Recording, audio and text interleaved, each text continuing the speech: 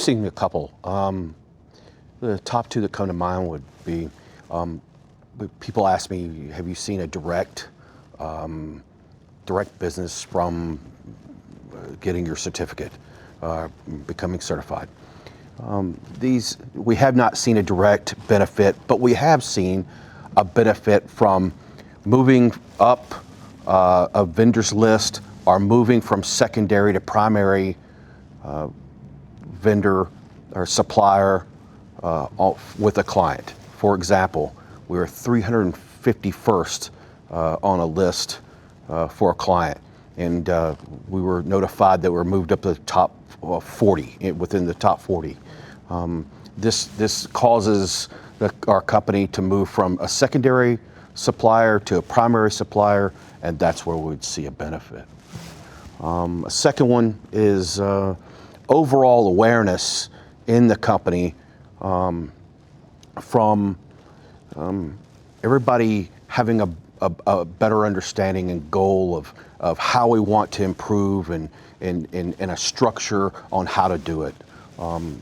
So it's been amazing how it's improved our culture in that aspect.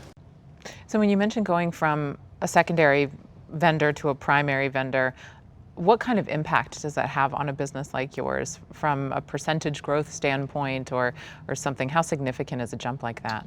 A jump like that is, and we've seen it, has been double digit. Wow. So yes, it's significant.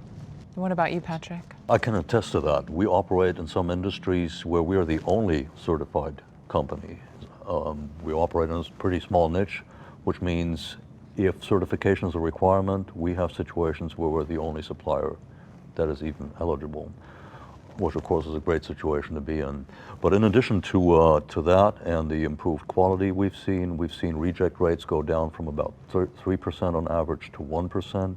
That alone pays for our ISO certification efforts. But what I'd like to mention is internally it has also helped. It facilitates the discussion among staff members, because now all of a sudden you don't have a conversation centered around this is how I think we should do it, as opposed to you view. Now the conversation is centered, how do you and I comply with what we agreed is a best practice, a standard. It depersonalizes and takes the confrontation, takes the discussion out of a lot of these conversations. It leads to a more productive environment.